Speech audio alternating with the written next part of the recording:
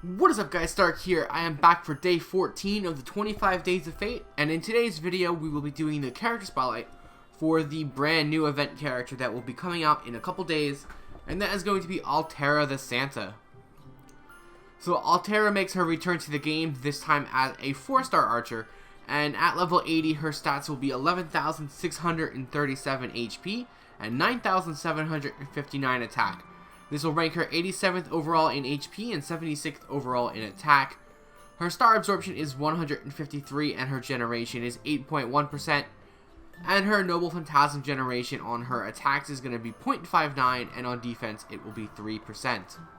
So Altera is a pretty cool character. She has a lot of different skills that you can target different allies with, so she's very versatile in that regards.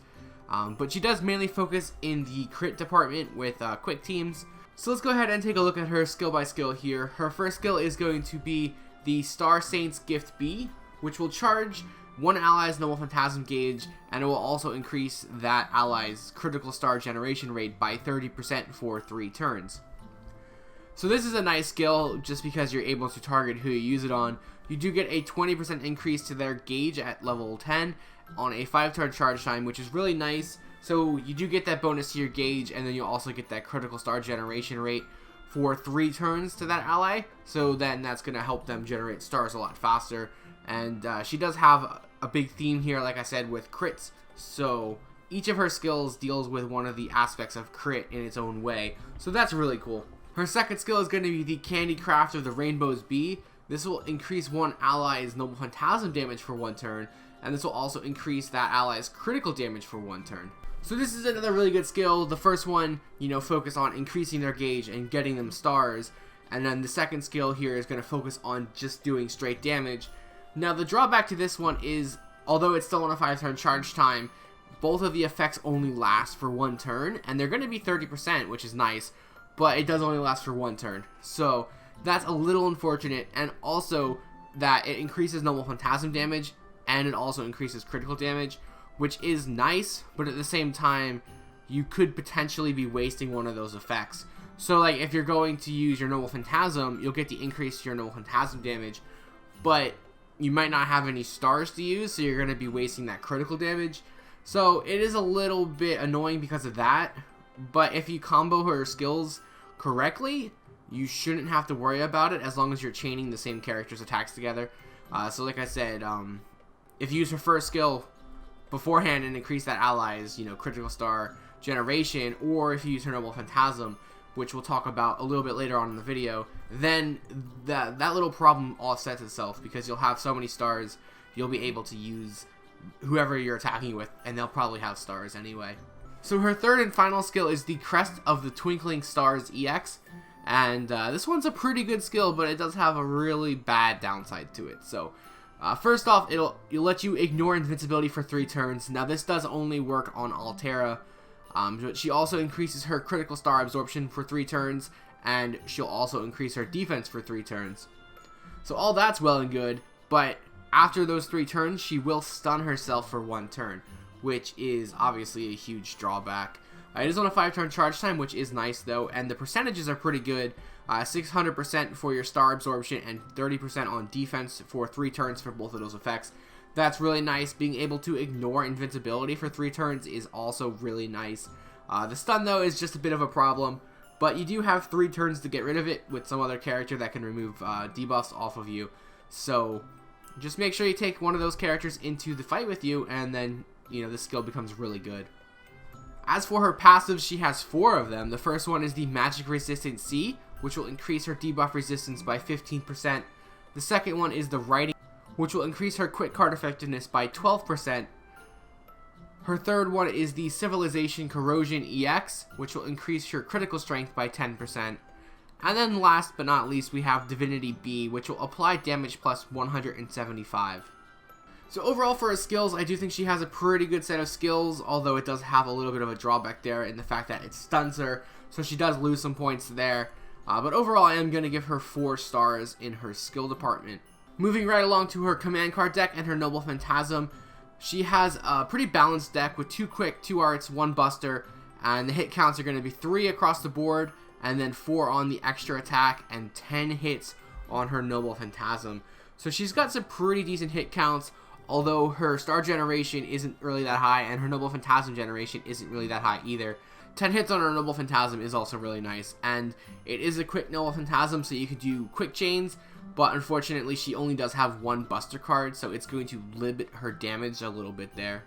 But her Noble Phantasm is pretty good. It'll deal damage to a single enemy, and it does some really good damage at that. And then on the overcharge effect, you will generate stars, and you can get up to 40 stars this way.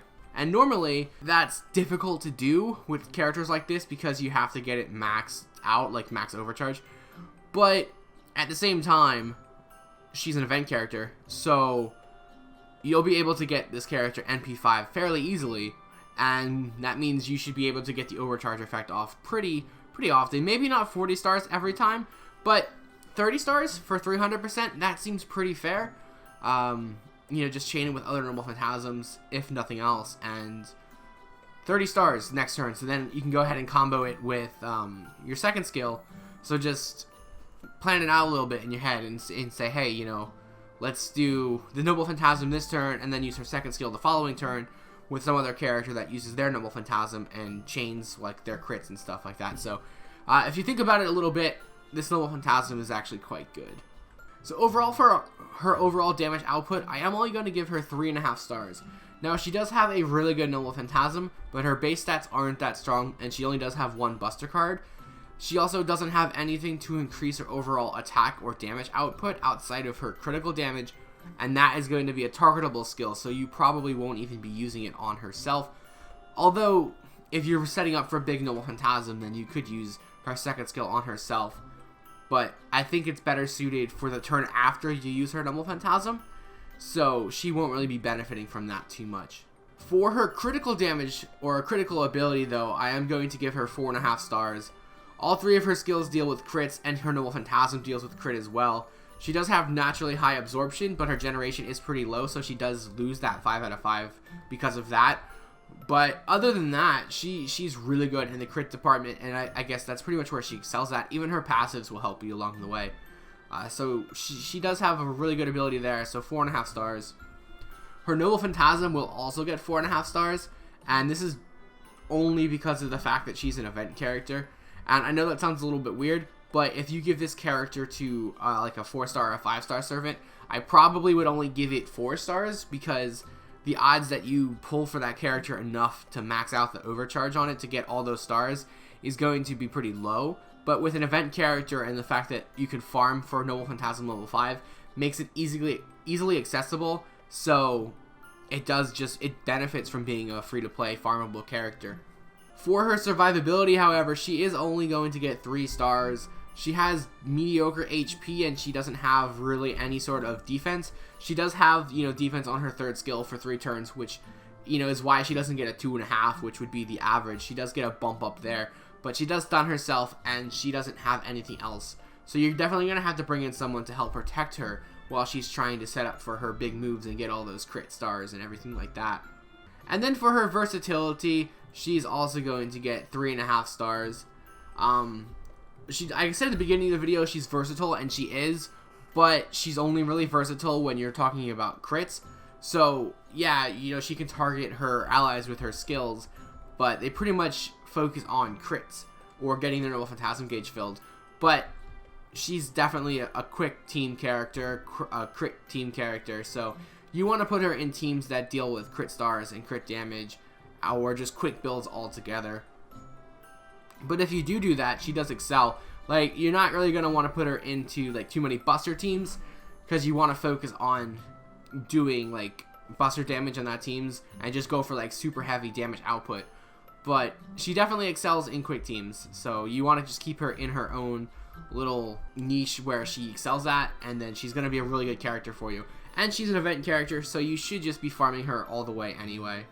So overall, that will give her a 3.8 out of 5. I do think she's a really good character, as all event characters are. So definitely, you know, take the opportunity to farm for her. Her event is a lottery, so everyone should be farming it anyway, just to farm the lottery on the event and get all the rewards. Like, the lotteries are some of the best events that Fate pulls out, because you could just keep farming it and get a ton of stuff and stock up on it for like a couple months, depending on how much you farm. So yeah guys, that is going to wrap up another character spotlight. I hope you did enjoy it. If you did, feel free to like, comment, and subscribe. And as always, I have the links below to my Twitter, Twitch, Patreon, and Discord. So feel free to check those out, as well as the 25 Days of Fate Christmas giveaway I'm running on my channel. All you have to do to enter that is comment on that video and subscribe to my channel, and you'll be entered in for a chance to win a $100 gift card to Google Play or iTunes. And I believe I will make the video tomorrow about the details for the stream, so stay tuned for that. And I will leave you guys here with Altera's Noble Phantasm, and I will see you tomorrow. よし、やるぞ。1、2、3。夢の羊は夜空をかける。キャンディースターフォトンレイン。